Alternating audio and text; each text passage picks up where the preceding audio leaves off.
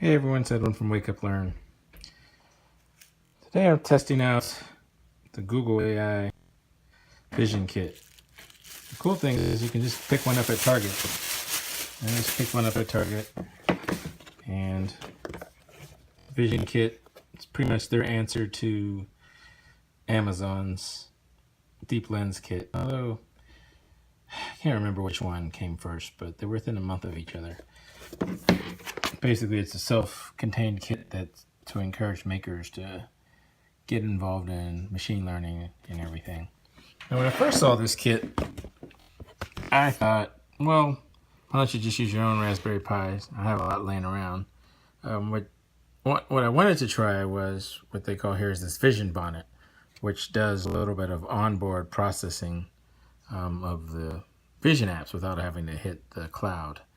So that looks pretty interesting. The kit looks like it has 1 million parts.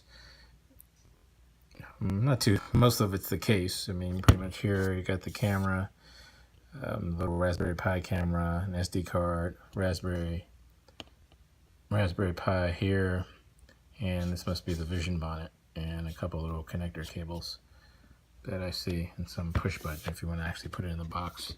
I think I'll try just to hook it up without the box or anything. And it says instructions are at AI projects, and as usual, who likes instructions? So let's try it. Let's just open it up and see what's in it first. There's the Vision Kit. Stand up so you get a better view. Little tape here.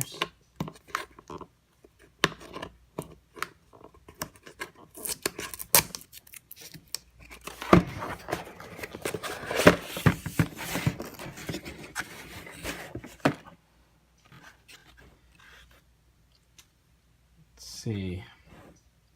Okay, we have a lot of pieces. Here's the actual case. I suppose I'll put that aside. Here's the Raspberry Pi camera. Here's the giant push button, which must be from the 1920s. Some cable. The weird thing is you have to supply your own power, but I have plenty of.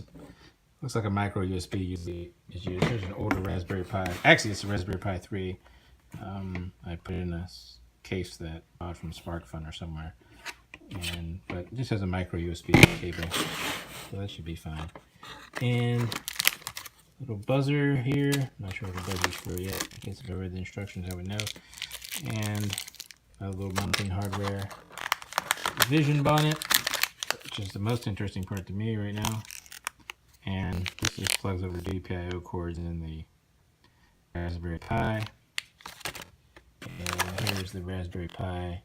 Now this is the Raspberry Pi Zero, which the cool thing about Raspberry Pi Zero is that they cost $5.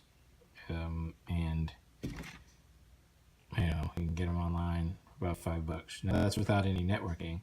Of course, you use a networking dongle if you have one, or they also introduced the Raspberry Pi Zero W, if you can see that, and this is WH, which has the built-in Wi-Fi and Bluetooth, which is very useful. I open this, so Raspberry Pi Zero, very small footprint as you can see. To my static aficionados, electrostatic, I won't take it out of the case right now, I don't have a strap on. Electrostatic strap. And here is, you can see the footprint, how much smaller it is than a Raspberry Pi 3. Pretty interesting. I do have, I'll touch the ground like the old school people used to do. And see a very small footprint. And the ultimate goal of this is to hook up some of this camera stuff to some of these little toy robots to get something useful out of them. And I'll let you know how it turns out. And it's the end of this first video.